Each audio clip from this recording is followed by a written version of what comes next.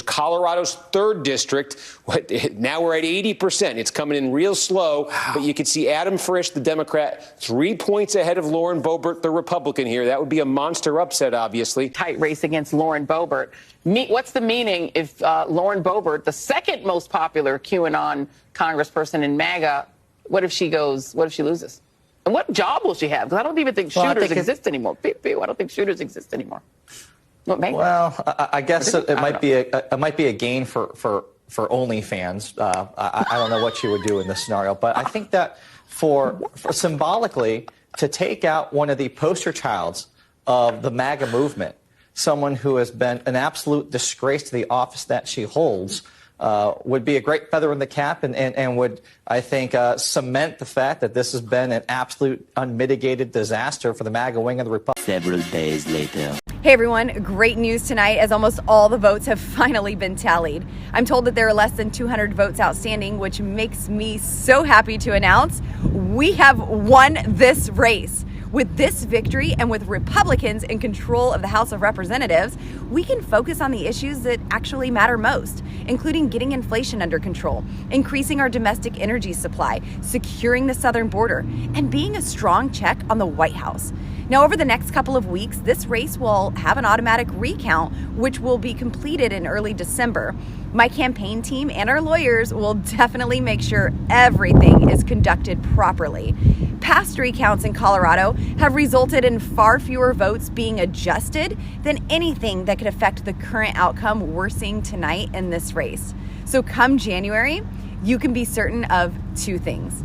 I will be sworn in for my 2nd term as your Congresswoman, and Republicans can finally turn Pelosi's house back into the people's house.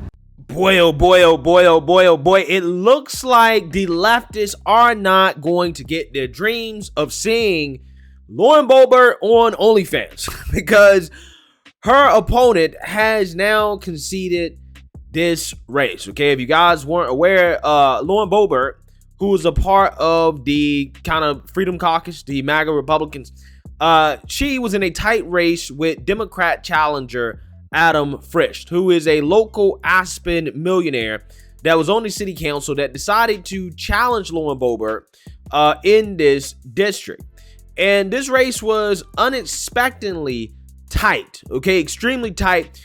Lauren Boebert was expected to win by a much broader margin. However, again, the race took a few turns here, as this is one of the rare races where a Republican actually started from behind and then they caught up and they passed their opponent and they kept the lead, right? Even though it looked like at one point that this guy was about to pass Lauren Boebert again, but that didn't happen, okay? As, again, Lauren Boebert came out last night and said that she won, and then Adam Frisch decided to concede, even though he's legally entitled to a recount. Now, a lot of people on the left are contrasting the difference between how, you know, Republicans concede, or some Republicans concede, or their willingness to not concede, versus Adam Frisch's response and how he just conceded despite the fact that the election is super close and he's entitled to a recount. So I want to go ahead and play this clip of him conceding, and then we're going to go from there. Take a look.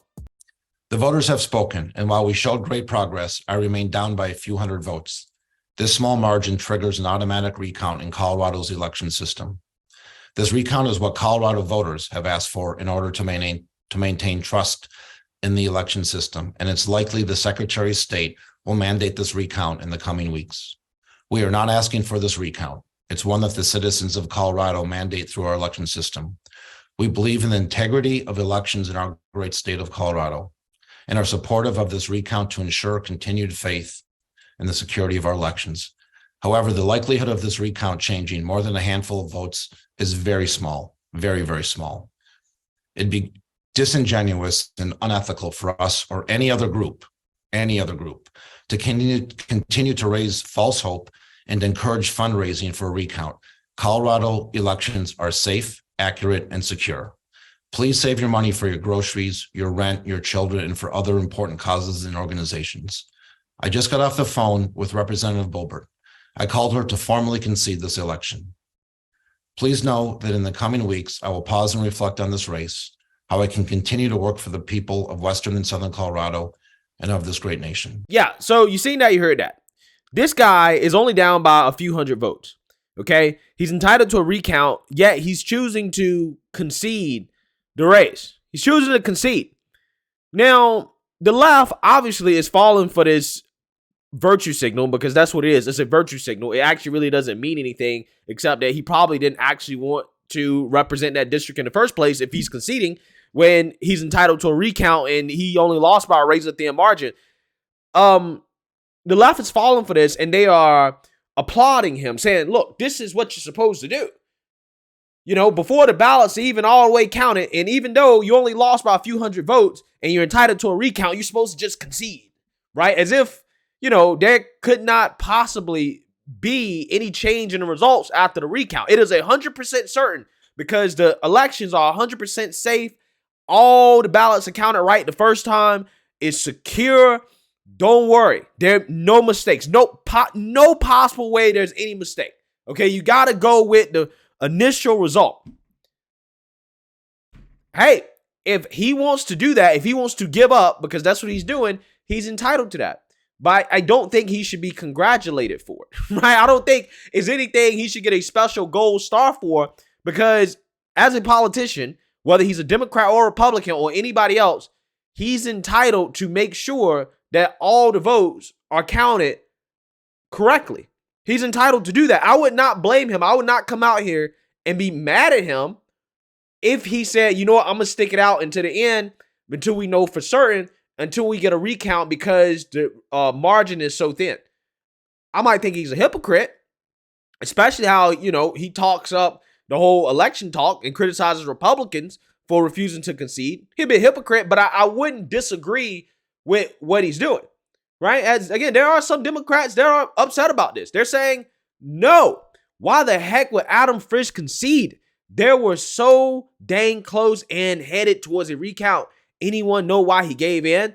I hate that this low IQ, underserving, Trump-loving, gun-promoting, vile, maggot twit represents the U.S. in any capacity. So, hey, I don't know why he quit either. Again, he must not have wanted to represent these people bad enough, okay? Lauren Boebert must not have been evil enough for him to feel like, you know what, maybe I should fight this out to the end. Maybe I should make sure that the votes are correct, which, again, is something that the left is criticizing Kari Lake for. Like, again, in this tweet where they're comparing the two, okay, this guy says, hey, I give up, stop sending me money, you know, blah, blah, blah, virtue signal. And they say, well, Kari Lake loses by 15,000 votes, doesn't concede, fundraises to rob her constituents, need more Adams, less Karis. Yeah. So again, that's the whole point, right? This guy is essentially trying to virtue signal, okay? Even though it's not wise for him to do this, he's doing it anyways.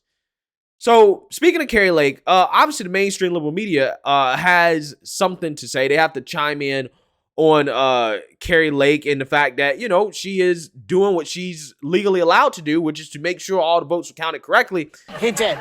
Do you think Kari Lake would be Donald Trump's running mate? I still kind of think so, because he doesn't think he But that lost, would so be he's like not. a Sarah Palin choice. Well, you know But what? it's He's going to Donald have Trump. to fist fight Elise Stefanik. She will have to. It won't be Elise That'll Stefanik. be a match between those two. I want it so bad. It won't be Elise. What do you take? She thinks it will What be, do you but it take, won't be. Kari Lake? Because she was this promised star that was not. She's already tweeting that with something him. went wrong in Arizona and kind of leaning into it was stolen from her. Haven't so we he heard this convinces story himself- before? She did a very nasty tweet against Liz Cheney, calling her a warmonger and other things. She's not a nice girl. The question's going to be who's going to wear more makeup, Kari Lake or Donald Trump? Okay. And who's going to have the better filter? Yeah, so with that being said, let's go ahead and get into Kari Lake and her refusing to concede in Arizona and the direction she's going to go in when it comes to this race. Refusing to concede, Kari Lake, the defeated Republican candidate for Arizona governor, said Thursday she is assembling lawyers and collecting evidence of voters having trouble casting ballots on election day as she considers her next move. Lake, in a 2.5-minute video, made no mention of giving up in her most extensive public comment since losing the election. Before the election, she had refused to say that she would concede if she lost the race to Democrat Katie Hobbs, Quote, rest assured, I have assembled the best and brightest legal team, and we are exploring every avenue to correct the many things that have been done this past week, Lake said. Quote, I'm doing everything in my power to right these wrongs. She pointed to long lines at some polling places that were exacerbated by problems with ballot printers at about a third of the voting centers in Maricopa County, the largest county in the state. She said the problems disenfranchised voters who couldn't wait at the polls. Yeah, so here's the thing. She's not outright claiming fraud. It doesn't sound like that's what she's doing. I think what she's doing is saying, hey, look, I feel like there was some voter suppression going on here, right? Isn't that what Stacey Abrams has talked about, right? Haven't the Democrats said that long lines are voter suppression?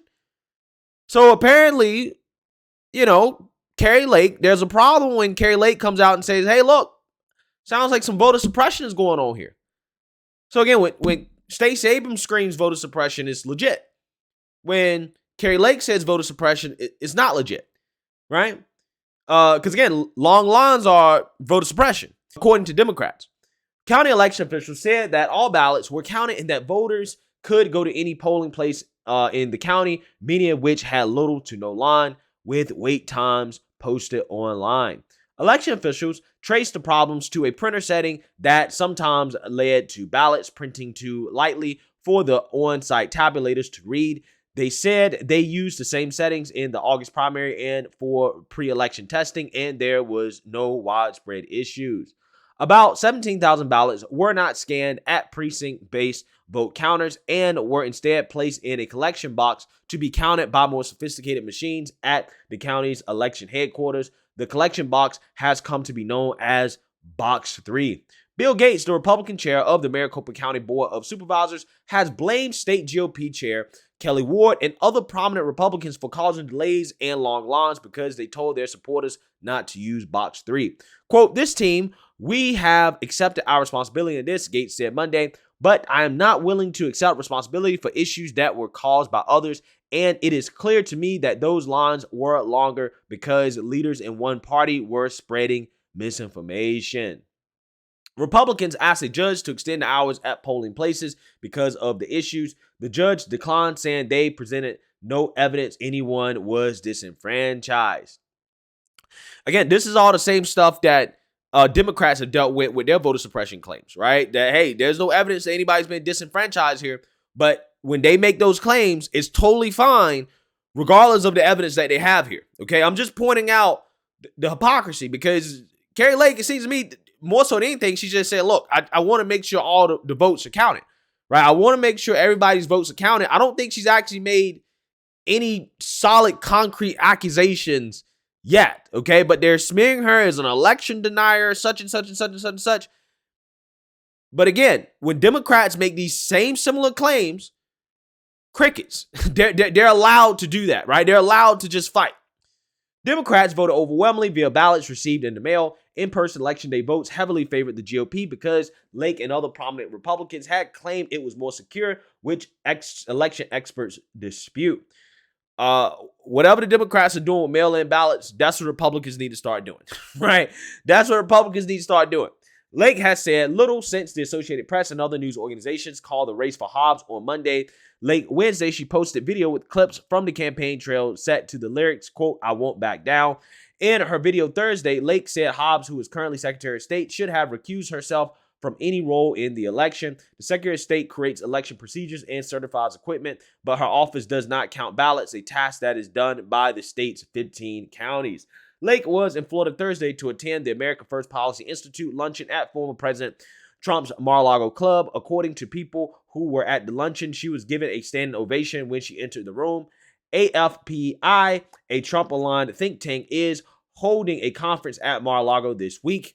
Lake announced on social media that Trump, who announced his third run for the presidency Wednesday night, has her complete and total endorsement. Yeah, so the point is this. Kari Lake isn't doing anything different than Democrat superstars like Stacey Abrams have done, which is to claim voter suppression, okay, after the election.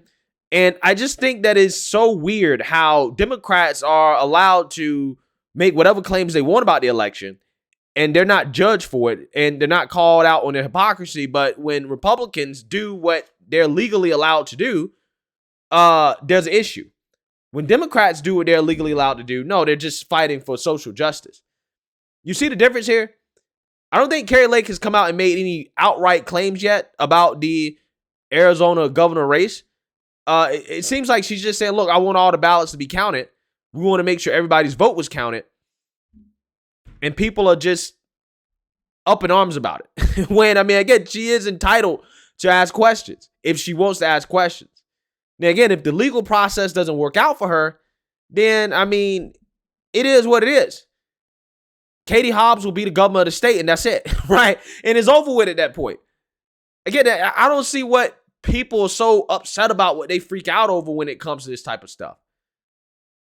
We live in a free country where you are allowed to go through the legal process of making sure that everything was done correctly. There's nothing wrong with that.